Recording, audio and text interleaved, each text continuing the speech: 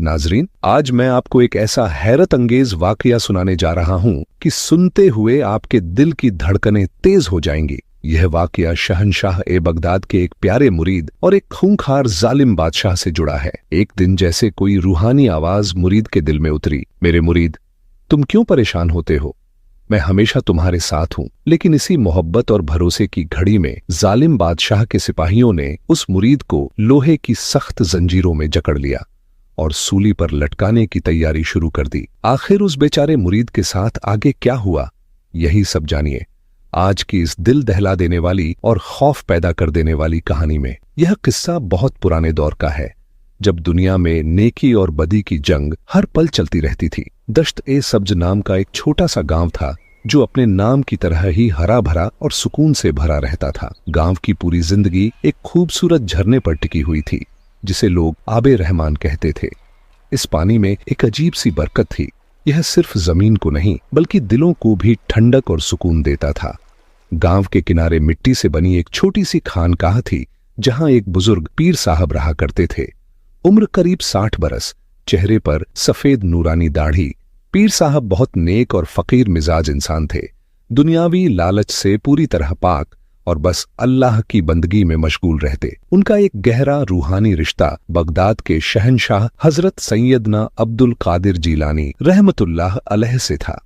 पीर साहब अपने मुर्शिद की तालीम दिल में बसाए रहते और अक्सर कहते, अल्लाह के सिवा कोई ताकतवर नहीं और उसी की तरफ झुकना हमारी असली ताकत है।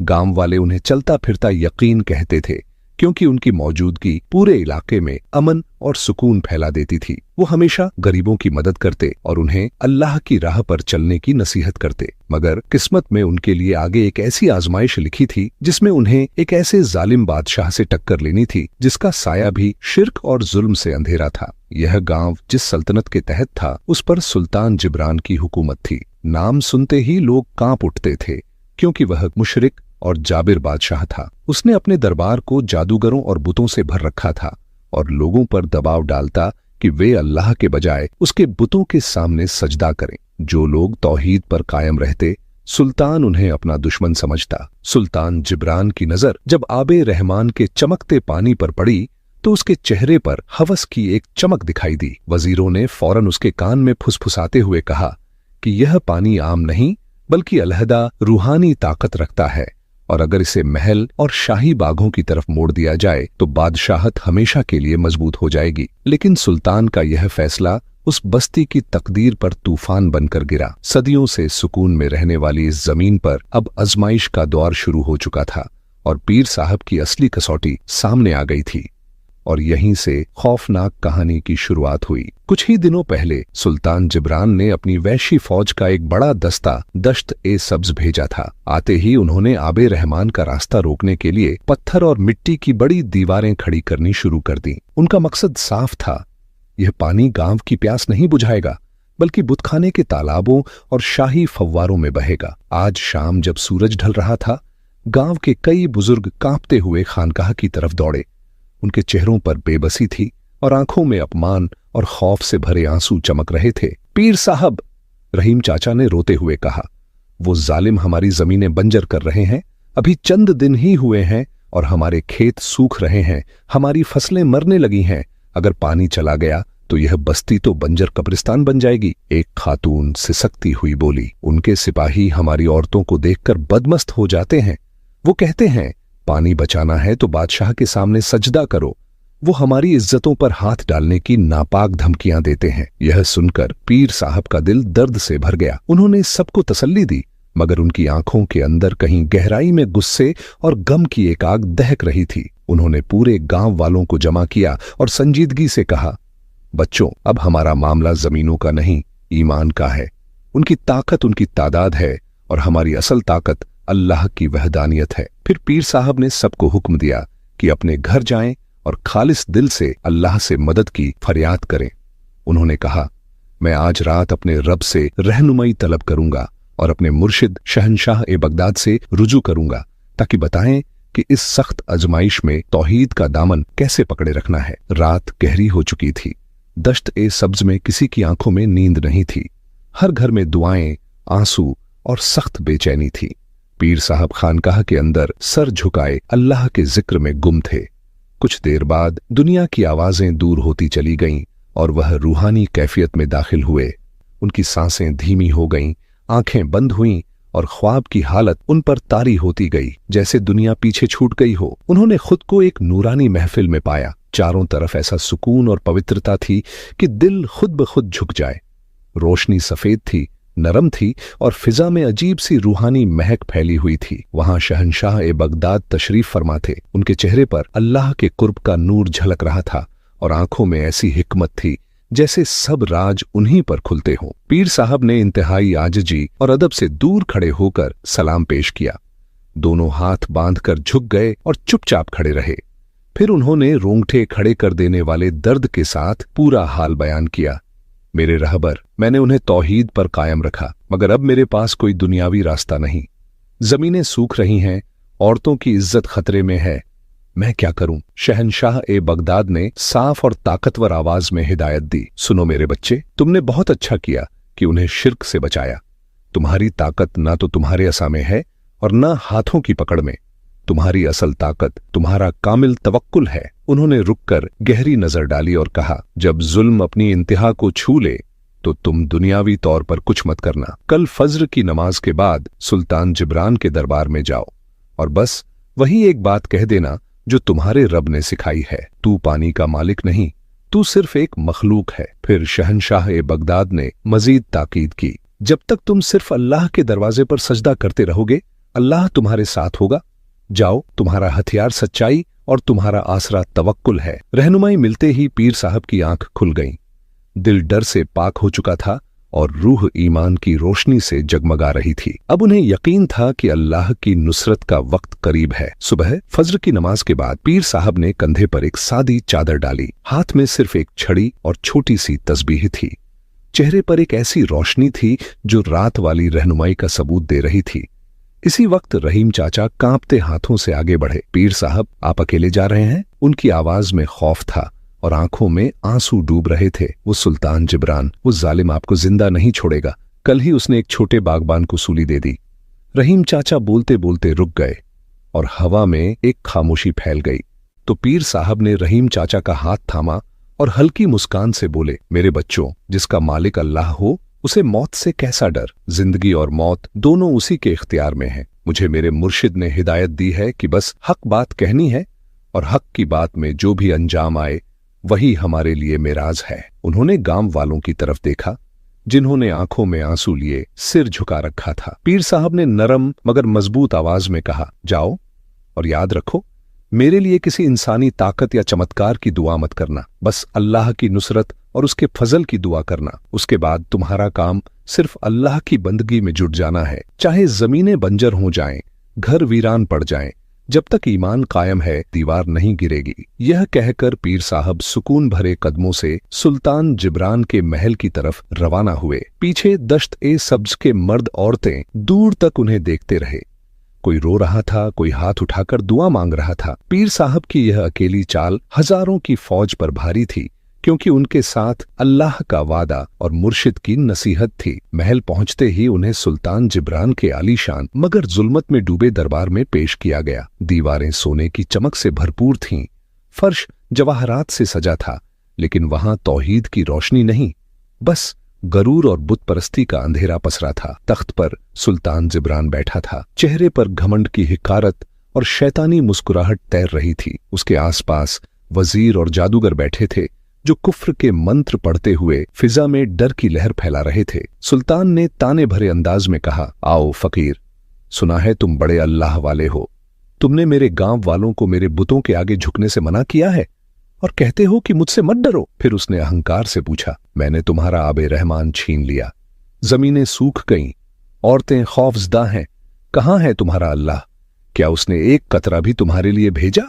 अगर वो इतना ताकतवर है तो दिखाओ, क्यों नहीं टूटती मेरे बनाए हुए नहर की दीवार? पीर साहब बिना किसी खौफ के, बिना एक लम्हे की हिचकिचाहट के आगे बढ़े। उनकी आवाज में ऐसा ईमान था जो दिलों को हिला दे। उन्होंने कहा, ऐ सुल्तान जिब्रान, मैं यहां तुम्हें कोई जादू या करामत दिखाने नहीं आया, मैं तुझे तेरा असल मकाम बताने आया हूं। पीर साहब की आवाज में अजीब सुकून था, मगर हर लफ्ज चट्टान की तरह मजबूत। तू पूछता है कि हमारे रब ने पानी क्यों नहीं भेजा। उन्होंने ठहर कर गहरी सांस ली, क्योंकि वो हमें सिखा रहा है कि जब तक तुम उसकी तरफ कामिल यकीन से रुजू नहीं करोगे, वो तुम्हारी मर्जी से चीजें नहीं बदलेगा। ये अल्फाज दरबार में गूंजे और हर शख्स हैरत में जम सा गया। किसी ने कभी बादशाह के सामने इतना सीधा जवाब नहीं दिया था। पीर साहब ने सुल्तान की आंखों में देखा और वही बात दोहराई जो उन्हें शहंशाह ए बगदाद की तरफ से रहनुमाई के तौर पर मिली थी। ए सुल्तान, सुन ले, तू पानी का मालिक नहीं, तू सिर्फ एक मखलूक है।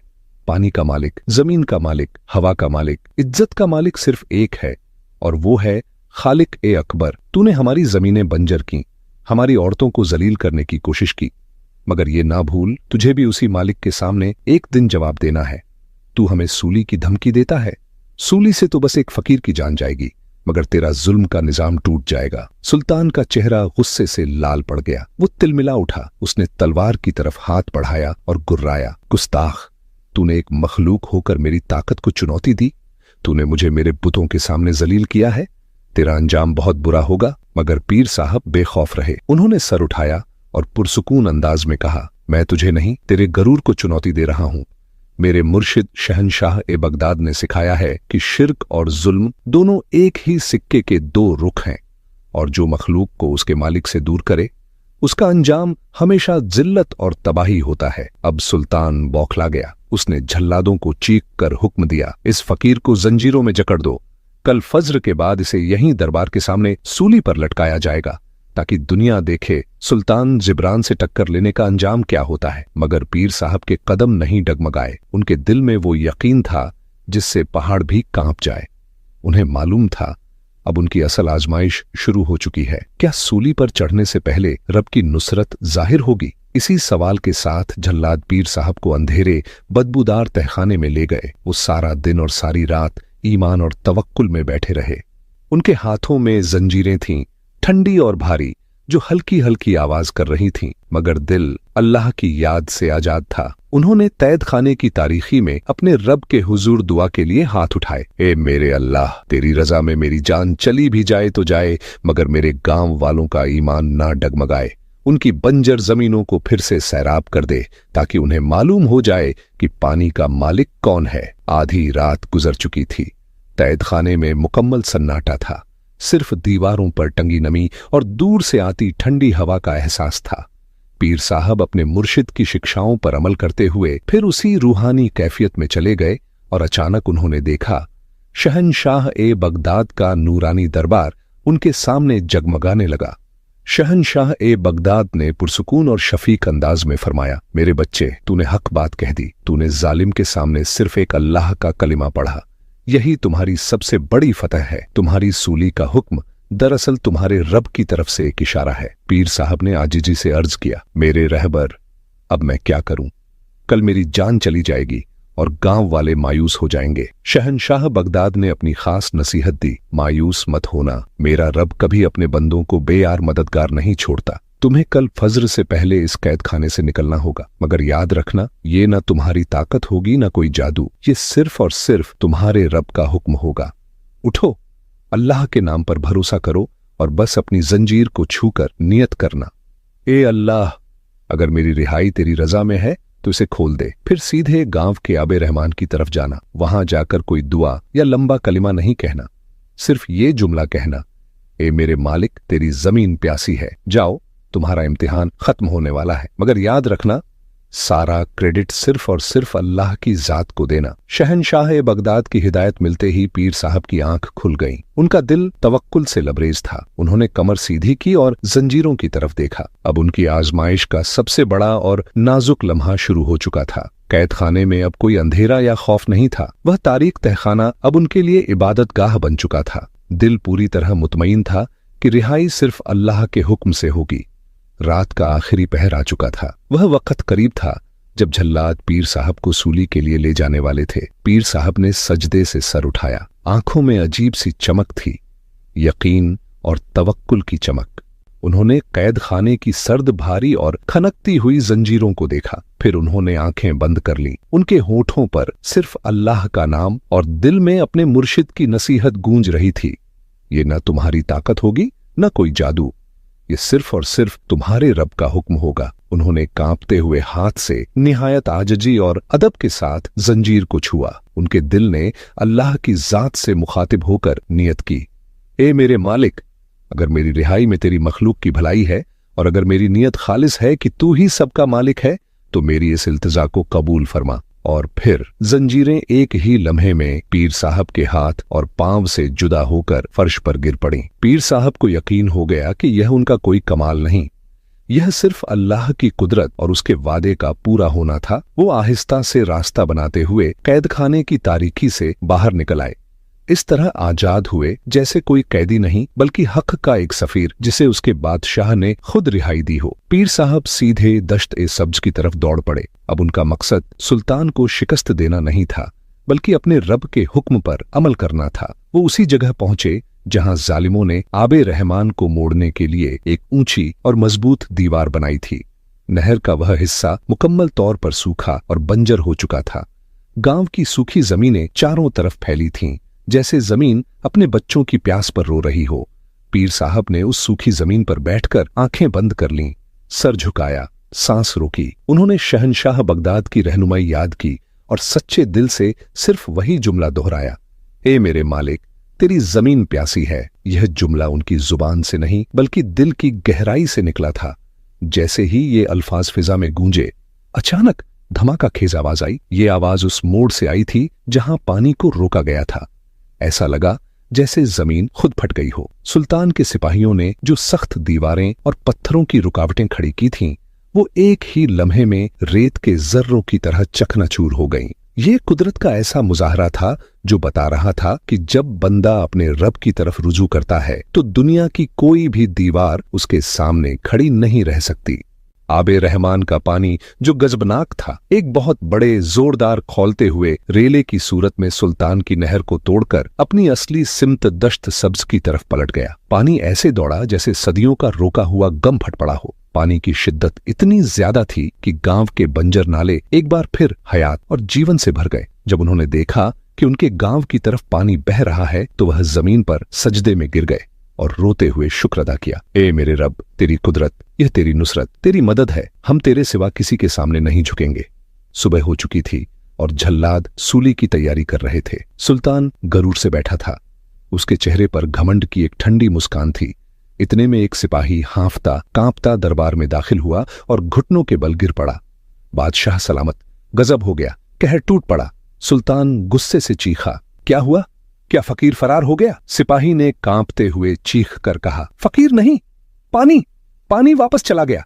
दश्त सब्ज का झरना, वो नहर जिस पर हमने दिन रात काम किया था, टूट गई। वो दीवारें जिन्हें हमने पत्थरों से बनाया था, गायब हो गईं। पानी का पूरा रेला गांव की तरफ पलट गया है और फकीर बाबा कैदखाने में नहीं है। यह सुनकर सुल्तान जिब्रान और दरबार में खामोशी छा गई। सुल्तान की आंखों में खौफ और हिकारत का अजीब सा मिश्रण था। उसने अपने जादूगरों की तरफ देखा जिनके चेहरे जर्द पीले पड़ चुके थे। उनका जादू नाकाम हो चुका था। ये क्या हुआ? किसने तोड़ा वो बंद? सुल्तान ने गरज कर पूछा, हुजूर, वो दीवार किसी इंसान की ताकत से नहीं टूटी। ऐसा लगा जैसे जमीन खुद फट गई हो और फकीर बाबा के फरार का कोई निशान नहीं। सुल्तान जिब्रान का गरूर पहली बार टूटा था, मगर वह अभी भी अपने जुल्म पर कायम था। अब वह पीर साहब की रूहानी ताकत से नहीं बल्कि सीधा उनके ईमान से टक्कर लेगा। दश्त सब्ज में एक गैर मामूली मंजर था। पानी वापस आ चुका था। कई दिनों की बंजर जमीनों को छूते ही पानी में एक नई जिंदगी आ गई थी। लोग हैरत, शुक्र और खुशी से पागल हो रहे थे। गांव वाले पीर साहब की खानकाह की तरफ दौड़े, मगर वह वहां नहीं थे। तब उन्होंने देखा कि पीर साहब झरने के किनारे सजदे में पड़े हैं। उनकी पेशानी भीगी हुई थी और होंठों पर बस एक ठंडी सांस थी, रब की कुदरत का राज बयान करती हुई। जब पीर साहब सजदे से उठे तो उनके चेहरे पर अल्लाह की अजमत का नूर था। गांव वाले उनके पास आए, रोए और उनके हाथों को चूमने लगे। पीर साहब, ये आपकी ताकत है, आपने ही पानी वापस लाया है। पीर साहब ने फौरन अपना हाथ खींच लिया और बुलंद आवाज में कहा, खबरदार, ये मेरी ताकत नहीं है। अगर आपने ये बात कही तो आपका ईमान टूट जाएगा। ये सिर्फ और सिर्फ मेरे रब की कुदरत और फजल है। मैं तो सिर्फ एक आजिज बंदा हूं जिसने उससे मदद मांगी जो हर चीज का मालिक है। पानी वापस आ चुका था, मगर सुल्तान जिब्रान के सिपाही अब भी गांव में थे और औरतों की इज्जत पर हमलावर हो सकते थे। पीर साहब को मालूम था कि उनका अगला इम्तिहान इस जालिम बादशाह के अखलाकी जुल्म को रोकना है। दश्त सब्ज में पानी की वापसी ने सुल्तान जिब्रान के दरबार में सदमे और खौफ की लहर दौड़ा दी थी। उसके वजीर और जादूगर काफुसियां कर रहे थे कि यह फकीर की करामत नहीं, यह किसी आसमानी ताकत का इशारा है। सुल्तान का गरूर बुरी तरह जख्मी हो चुका था। उसने अपनी बादशाहत के हजारों साल पुराने खौफ को पहली बार टूटते देखा था, मगर सुल्तान जिब्रान एक जालिम मुशरिक होने के नाते अपनी हार मानने को तैयार न था। वो समझा कि पीर साहब को अल्लाह की मदद इसलिए मिली क्योंकि उसने सिर्फ भौतिक चीज पर हाथ डाला था। अगर मैं उसकी जमीन और पानी नहीं छीन सकता तो मैं वह छीनूंगा जो उसे सबसे ज्यादा अजीज है। सुल्तान ने गुस्से से चीख कर कहा, मैं इन औरतों की इज्जत पर हाथ डालूंगा ताकि इनका ईमान टूट जाए और यह मेरे कदमों में आकर सजदा करें। इनकी जिल्लत इनके ईमान को तोड़ देगी। उसने फौरन अपने सबसे वहशी सिपाहियों को हुक्म दिया कि दश्ते सब जाएं। वह जमीनों से लगान न लें, पानी को न रोकें, बल्कि सिर्फ गांव की औरतों को जलील करें और उन्हें डराएं कि अगर वह बादशाह के बुतों के सामने सजदा नहीं करेंगी तो उनकी इज्जतें महफूज नहीं रहेंगी। अब पीर साहब की आजमाइश सिर्फ अल्लाह की ताकत पर भरोसे की नहीं, बल्कि अल्लाह की मखलूक की हुर्मत को बचाने की थी। दश्त सब्ज में पानी की वापसी से खुशी की लहर उठी थी, मगर इस खुशी के नीचे एक नया तूफान धीरे धीरे उठ रहा था, जो ईमान, इज्जत और सब्र की सबसे बड़ी परीक्षा बनने वाला था। सिपाहियों के नए दस्ते गांव में दाखिल हुए। उनकी निगाहें गांव की मासूम बहू बेटियों पर टिकी थीं। हर औरत अपने घर में खौफजदा थी और मर्द उनकी इज्जत की हिफाजत के लिए हर लम्हा तड़प रहे थे। एक शाम कई मर्द और औरतें, जिनकी आंखों में बेबसी और जिस्म पर जुल्म के निशान थे, पीर साहब की खानकाह में जमा हुए। पीर साहब, हमारी जमीनें तो सैराब हो गईं, मगर अब हमारी इज्जत और ईमान खतरे में है, रहीम चाचा ने रोते हुए कहा। एक जवान औरत ने सिसकते हुए कहा, वो सिपाही, वो हमें धमकाते हैं और कहते हैं कि तुमने पानी वापस ले लिया, मगर तुम्हारी इज्जत हमसे कोई नहीं छीन सकता। पीर साहब, हम अब क्या करें? हमारे ईमान की हिफाजत कीजिए। पीर साहब का दिल यह सुनकर टुकड़े टुकड़े हो गया। उनके चेहरे पर दर्द साफ झलक रहा था। उन्होंने कांपते हाथों से आंसू पोंछे। उन्होंने कहा, मेरे बच्चों, देखो, ईमान का सबसे बड़ा इम्तिहान उस वक्त होता है जब हमारी इज्जत पर बात आए। मगर गांव वाले बेचैन थे। एक नौजवान ने गुस्से से कहा, अगर अल्लाह ने पानी वापस भेज दिया तो वह हमारी माओ बहनों को इस जिल्लत से क्यों नहीं बचाता? क्या हमारी आजिज़ी कबूल नहीं हुई? पीर साहब को इस सवाल का जवाब अपने मुर्शिद से पूछना था ताकि तौहीद का दामन न छूटे। पीर साहब ने उस रात इबादत में खुद को वक्फ कर दिया और इस सख्त और नाजुक सवाल का जवाब अपने मुर्शिद शहनशाह बगदाद से ख्वाब की कैफियत में तलब किया। उन्होंने फिर खुद को उस नूरानी दरबार में पाया। पीर साहब ने इंतहाई आजिज़ी और दर्द के साथ सारा हाल बयान किया। शहनशाह बगदाद ने निहायत हिकमत और रूहानी जलाल के साथ फरमाया, मेरे बच्चे, तुमने बहुत अहम सवाल पूछा है। अल्लाह ने पानी वापस भेजा ताकि तुम्हें यह यकीन हो जाए कि तुम्हारे रब की ताकत जालिम की ताकत से कहीं ज्यादा है। मगर इज्जत और ईमान की हिफाजत का मामला अलग है। अल्लाह चाहता है कि तुम यह सीखो कि जालिम से टक्कर सिर्फ मैदान में नहीं होती, यह टक्कर अखलाक, हया और सब्र के मैदान में भी होती है। इज्जत सिर्फ अल्लाह की तरफ से मिलती है और वह इज्जत उस वक्त महफूज होती है जब इंसान बेहयाई और खौफ के सामने इस्तकामत दिखाए। शहनशाह बगदाद ने अगली हिदायत दी, तुम कल सुबह उसी नहर के किनारे जाओगे जहां तुम्हें अल्लाह की नुसरत मिली थी। तुम्हारे साथ गांव की तमाम औरतें होंगी। उन्हें कहना कि वह अपने कपड़े सादगी से पहने और अपने सरों को ढंक कर रखें। सिपाही आए तो उन्हें कोई बद्दुआ या जवाबी हमला नहीं करना। तुम्हें सिर्फ 2 काम करने हैं, तौहीद का ऐलान, उन जालिमों के सामने एक बार फिर यह ऐलान करना कि इज्जत का मालिक सिर्फ अल्लाह है। इसके बाद तमाम औरतों को लेकर जमीन पर लंबा सजदा करना और सिर्फ अल्लाह से दुआ करना, ए मालिक, हमारी इज्जत की हिफाजत कर। शहनशाह बगदाद ने इख्तिताम किया, याद रखो, जो शख्स अपने रब पर भरोसा करके सर झुका लेता है, उसे दुनिया का कोई जालिम सर उठाने पर मजबूर नहीं कर सकता। तुम्हारा काम सिर्फ अल्लाह की तरफ रुजू करवाना है। अल्लाह इन जालिमों को इस तरह जलील करेगा कि इन्हें इबरत हो जाएगी। पीर साहब को एक ऐसी हिकमत मिली थी जो तलवार से ज्यादा तेज और हथियार से ज्यादा ताकतवर थी। अब उनका इम्तिहान यह था कि वह औरतों के खौफ को कैसे ईमान में बदलेंगे। पीर साहब की आंख खुल गई तो सुबह का वक्त था। उन्होंने जल्दी से गांव वालों को जमा किया। उन्होंने अपने मुर्शिद की तमाम हिदायत उन्हें सुनाई और कहा कि उन्हें खौफ को ईमान में बदलना है। आज हम एक नई जंग लड़ने जा रहे हैं। यह जंग हया और हया के मालिक के लिए है। दश्त सब्ज की तमाम औरतें जिनमें खौफ था, मगर पीर साहब के ईमान की गर्मी उनके दिलों में उम्मीद की लौ जगा रही थी। वह सादगी से पर्दे में नहर के किनारे जमा हो गईं। थोड़ी देर बाद सुल्तान जिब्रान के वैशी सिपाही वहां पहुंचे। उन्होंने यह मंजर देखा तो जोर से हंसने लगे। ओहो फकीर बाबा, अब क्या करने आए हो? क्या पानी वापस आ गया तो तुम्हारी इज्जतें भी वापस आ जाएंगी? एक सिपाही ने कहा लगाया। सिपाही आगे बढ़े और औरतों के गिरोह की तरफ जाने लगे। माहौल में शदीद दर्द छा गया। पीर साहब आगे बढ़े और सिपाहियों को रोका। उन्होंने एक बार फिर उसी यकीन और तवक्कुल से चीख कर कहा, ए सुल्तान जिब्रान के जालिम सिपाहियों, यह इज्जत तुम्हारे बादशाह की नहीं है। यह इज्जत अल्लाह की तरफ से मिली है और इसकी हिफाजत सिर्फ अल्लाह ही करता है। इसके बाद पीर साहब ने कोई जवाबी कार्रवाई नहीं की। उनके सीने में अल्लाह पर भरोसे की लौ पहाड़ों से ज्यादा मजबूत जल रही थी। उन्होंने तमाम औरत और मर्दों की तरफ देखा और कहा, सर झुका लो, अल्लाह के हुजूर सजदा कर दो, आज तुम्हारा इम्तिहान है। तमाम गांव वाले औरतों और मर्दों समेत इस खौफनाक लम्हे में जमीन पर सजदे में गिर गए। वो सजदा बहुत लंबा था। हर कोई रो रहा था और सिर्फ एक ही दुआ मांग रहा था, ऐ मेरे रब, हमारी इज्जत की हिफाजत कर। यह सजदा एक ऐसी ढाल बन चुका था जिसे दुनिया की कोई तलवार काट नहीं सकती थी। अब क्या होगा? क्या सुल्तान जिब्रान का जुल्म अपने अंजाम को पहुंचेगा?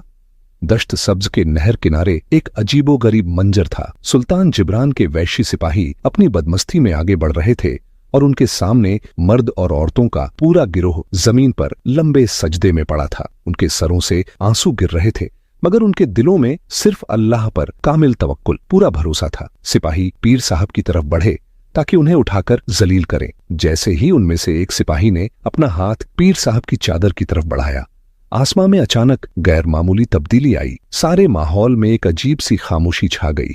सूरज की रोशनी गायब हो गई और आसमान का रंग सुर्ख हो गया। ऊपर से एक खौफनाक आवाज आई जो किसी तूफान की नहीं बल्कि अल्लाह के कहर का ऐलान लगती थी। सिपाहियों ने घबराकर आसमान की तरफ देखा। एक पल के लिए उन सबके दिलों में वह डर और दहशत बैठ गई जिसका वादा अल्लाह ने अपने जालिमों से किया है। वो वैशी दरिंदे जो चंद लम्हे पहले अपनी ताकत पर गरूर कर रहे थे, अब बेजान मूर्तियों की तरह वहीं जम गए। उनके हाथ और पांव शल हो गए। एक सिपाही भी उन सजदा रेज बंदों को छू ना सका। पीर साहब और गांव वालों ने देखा कि तमाम सिपाही जो वहां खड़े थे लड़ रहे हैं। उनके हथियार जमीन पर गिर चुके हैं और उनके चेहरे खौफ के मारे नीले पड़ चुके हैं। वह बोलने की कोशिश कर रहे थे, मगर उनके मुंह से सिर्फ हाँपने की आवाजें निकल रही थीं। अल्लाह ने अपनी मखलूक की इज्जत की हिफाजत इस तरह की कि जालिमों की सबसे बड़ी ताकत यानी उनकी जिस्मानी कुव्वत वहीं मफलूज कर दी। पीर साहब ने एक बार फिर आसमान की तरफ देखा और रोते हुए कहा, ए मेरे रब, यह तेरी अजमत है, तू हर हाल का मालिक है। तूने हमारे जिस्मों को नहीं बल्कि हमारी इज्जत और ईमान को बचाया। पीर साहब ने सिपाहियों की तरफ देखा जो अब भागने के काबिल भी नहीं थे। उन्होंने गांव वालों से कहा, इन पर कोई जुल्म ना करना, इन्हें इनके हाल पर छोड़ दो। अल्लाह का कहर उसके खौफ से ज्यादा सख्त होता है। उधर शहर में सुल्तान जिब्रान गरूर से बैठा इंतजार कर रहा था कि उसके सिपाही पीर साहब के ईमान को तोड़ कर लाएंगे। वो फकीर मेरी ताकत के सामने हार गया। मैंने उसके पानी को वापस आने दिया, मगर अब उसकी इज्जत मेरे हाथ में है। अचानक उसके महल के अंदरूनी हिस्से में हलचल शुरू हो गई। एक नौकर दौड़ता हुआ आया और चीखा, बादशाह सलामत, बाहर अजीबोगरीब मंजर है। सारे सिपाही जो गांव गए थे हिल नहीं पा रहे हैं, वो मूर्तियां बनकर रह गए हैं। उनके चेहरों पर एक हौलनाक खौफ है। सुल्तान ने हंसकर इस खबर को रद्द करने की कोशिश की, मगर उसी लम्हे उसके दरबार में मौजूद जादूगरों के बुत जो तख्त के पास रखे थे खुद ब खुद जोर से जमीन पर गिरे और टूट गए। दरबार में एक ऐसा खौफनाक जलजला आया जो सिर्फ पत्थरों में नहीं बल्कि दिलों के अंदर उतरा। यह जलजला सिर्फ महल के अंदर था। सुल्तान जिब्रान ने अपनी आंखों से यह मंजर देखा। उसका गरूर और उसकी ताकत एक ही लम्हे में मिट्टी में मिल गई। उसे यकीन आ गया कि यह कोई फकीर की ताकत नहीं बल्कि उस खालिक की नाराजगी है जिसकी वहदानियत को वह चुनौती दे रहा था। सुल्तान जिब्रान खौफ के मारे अपने तख्त से गिरा और दीवानावार भागने लगा।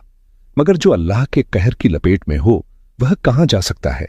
सुल्तान जिब्रान, जो पूरी रियासत का मालिक था, पानी के मोड़े हुए सूखे नहर के पास जा गिरा। वो अपनी मौत तक दीवानगी की हालत में रहा। उसकी जुबान पर सिर्फ एक ही कलिमा था, मैं जालिम हूं, मैं जालिम हूं।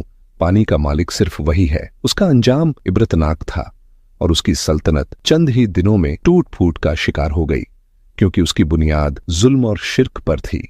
एक जालिम बादशाह का अंजाम पूरी दुनिया के लिए एक सबक बन गया, जिसकी वजह एक आजिज और अल्लाह पर भरोसा रखने वाला फकीर था। उस रात का खौफ, वो सूनी नहर और टूटा हुआ तख्त आज भी गवाही देता है कि इज्जत और ताकत सिर्फ उसी के हाथ में है। सुल्तान जिब्रान की तबाही के बाद दश्त सब्ज का गांव एक बार फिर सुकून और ईमान का केंद्र बन गया। पीर साहब ने कभी भी इस वाक्य को अपनी करामत नहीं कहा। वह हमेशा यही कहते रहे, यह मेरी नहीं, मेरे रब की नुसरत है, और यह मेरे मुर्शिद शहनशाह बगदाद की तालीम का फैज है, जिसने हमें सिर्फ एक अल्लाह की तरफ रुजू करना सिखाया। मेरे बच्चों, आज तुमने 2 बड़े सबक सीखे हैं। पहला यह कि जालिम की ताकत रेत की दीवार होती है, वो एक दिन जरूर गिरती है। और दूसरा और सबसे अहम यह है कि जब अल्लाह ने तुम्हारी जमीन को बंजर किया ताकि तुम्हारा भरोसा दुनियावी पानी से हटकर उसके हुक्म पर कायम हो जाए, और जब तुम्हारी इज्जत खतरे में पड़ी ताकि तुम हथियारों के बजाय सिर्फ सजदे से मदद मांगो, तो इसका मतलब यह है कि अल्लाह तुम्हें यह सिखाना चाहता था कि मुश्किल कुशा, इज्जत बख्शने वाला और हयात देने वाला सिर्फ एक है। हमने ना तलवार उठाई, ना कोई जादू किया। हमने सिर्फ शहनशाह बगदाद की रहनुमाई पर अमल करते हुए तौहीद का कलमा कहा और अल्लाह की तरफ रुजू किया, और अल्लाह ने हमारी मदद की। पीर साहब और दश्त सब्ज के गांव वाले हमेशा के लिए इस ईमान पर कायम हो गए कि जिसका तवक्कुल अल्लाह पर हो, उसका कोई बाल भी बीका नहीं कर सकता। उस रात के बाद दश्त सब्ज की हवाओं में जिक्र और सुकून बस गया। तो नाजरीन, ये थी हमारी आज की वीडियो। अगर वीडियो अच्छी लगी है तो वीडियो को लाइक करके अपने दोस्त अहबाब से भी ज्यादा से ज्यादा शेयर करें। आपके ख्याल में आज के दौर में हम अपने ईमान और इज्जत की हिफाजत किस तरह कर सकते हैं? अपनी राय का इजहार कमेंट बॉक्स में जरूर लिखें। जज़ाकल्लाह।